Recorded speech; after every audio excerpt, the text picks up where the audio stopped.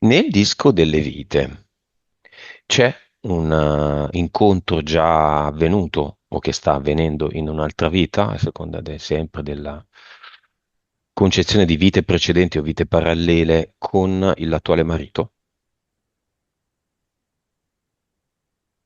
Fa vedere questa, penso che sia, non so, nella Scandinavia forse, come se ci fosse questa vasca di acqua, di acqua.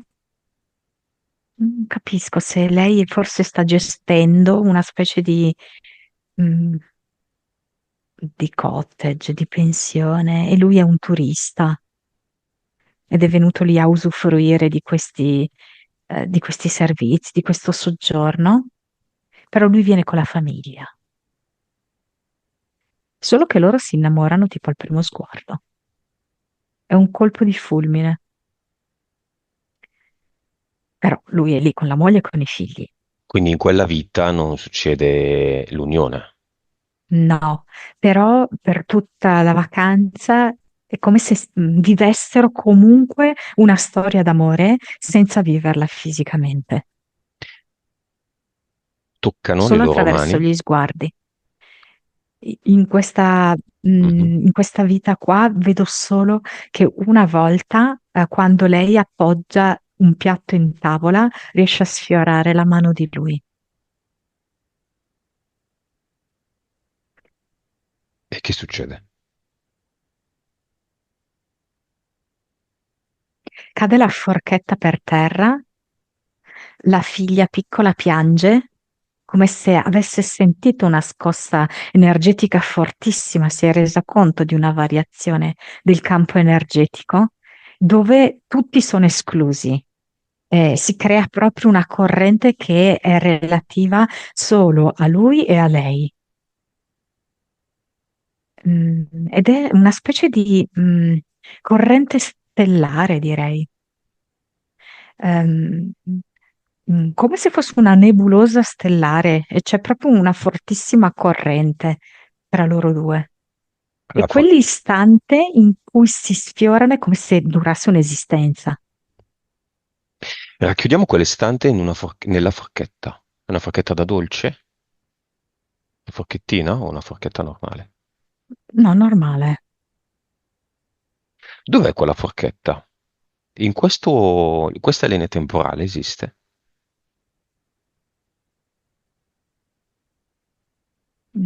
Questa linea temporale è come se me la desse, non so se Francia o Spagna, non riesco bene a capire.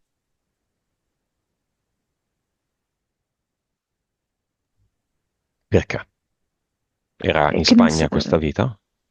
no, no, no, no, no, è come se, non so se è per lei, per loro, può essere importante la Francia, la Spagna, o qualcosa a cavallo tra Francia e Spagna. Scusami, Stella? Spagna per lei. Ok. Ok, racchiudiamo tutto questo momento bomba nella forchetta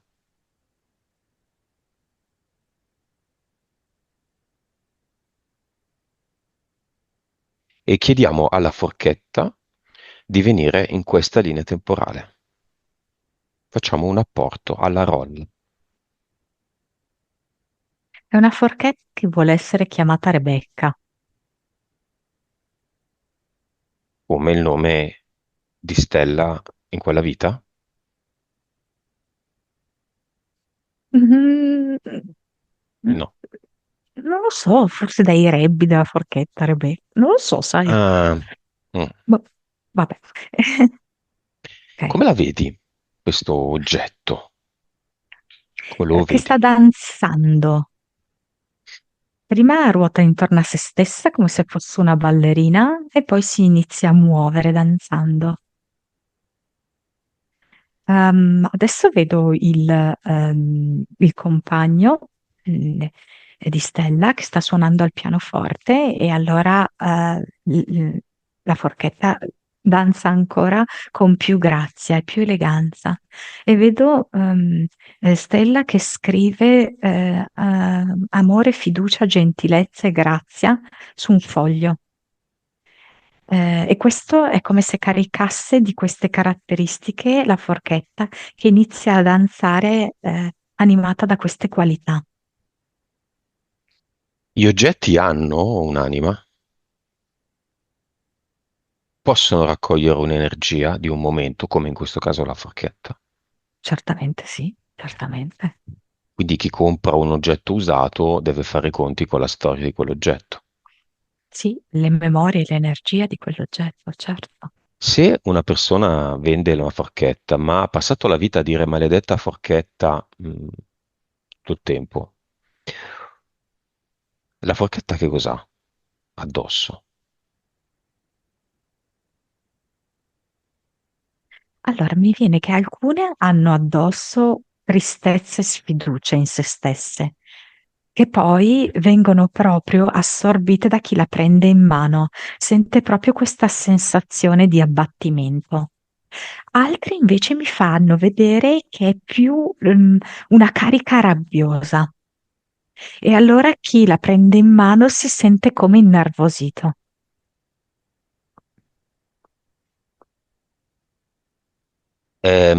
Stella, stavo dicendo Rebecca, vabbè, Stella ha un particolare rapporto con gli oggetti. Gli oggetti le parlano del futuro, trova tantissime cose che le parlano del futuro, che la aiutano a superare dei piccoli momenti, anche denaro, anche oggetti che poi utilizza.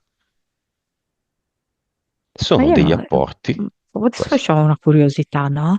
Ma lei ha Mhm. studiato roll? Un po', poco, poco, poco. E allora forse, allora, perché mi dà una connessione tra lei e Roll, per cui in realtà è possibile che lei abbia consultato delle medium che a sua volta invece erano in contatto con Roll, Mhm. perché vedo questo elemento di Roll, diciamo così, in mezzo a lei, no? Per cui può essere dovuta a un passaggio indiretto, diciamo anche, no? Ehm, perché rispetto a questo discorso degli apporti, proprio ci vedo il contributo suo. Chiamiamolo roll, che ha sempre difficoltà a venire. Ci spieghi cos'è un apporto?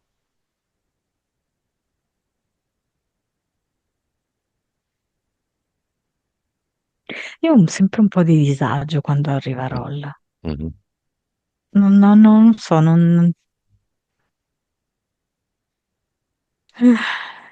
mi piace tantissimo. Allora, non lo chiamiamo.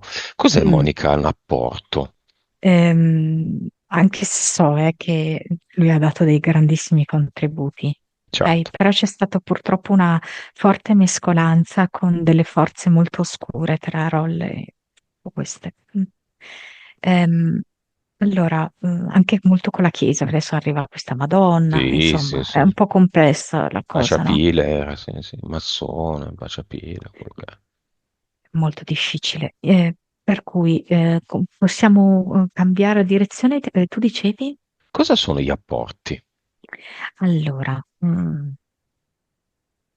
Cioè, monete antiche, oggetti antichi si materializzano. Si butta un oggetto contro una parete e quello attraversa il muro. Sono degli oggetti che riescono a passare attraverso dei portali o sono proprio delle smaterializzazioni che viaggiano nello spazio ma anche nel tempo e delle rimaterializzazioni. allora, quello che vedo è come se le nostre dimensioni potessero essere un po' come un formaggio fuso. Mi viene questo, no? Come Mm? se ci fosse una fonduta un po' elastica. Mm? In alcuni momenti è così, ma non sempre, ok? Quando c'è molta elasticità, allora c'è la possibilità di passaggio di un elemento da una dimensione ad un'altra. Poi, e quindi perché avvenga questo passaggio, si devono allargare le maglie, diciamo così, di questo formaggio fuso, no? E allora può passare l'oggetto.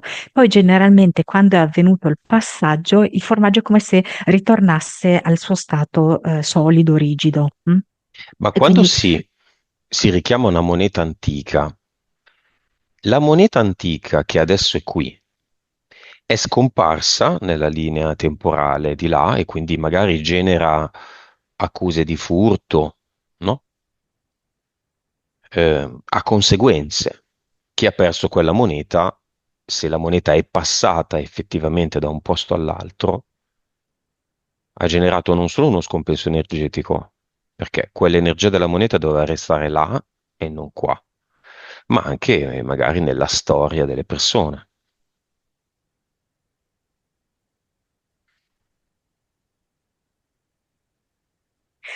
allora,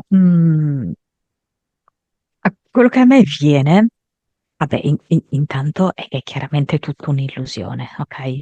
Non è che dobbiamo troppo seguire questi passaggi logici, ok? Anche perché tutto è presente contemporaneamente. Quindi se tu fai passare una cosa da un punto all'altro, in realtà viene istantaneamente, ok? Quindi non ci sono delle vere sottrazioni.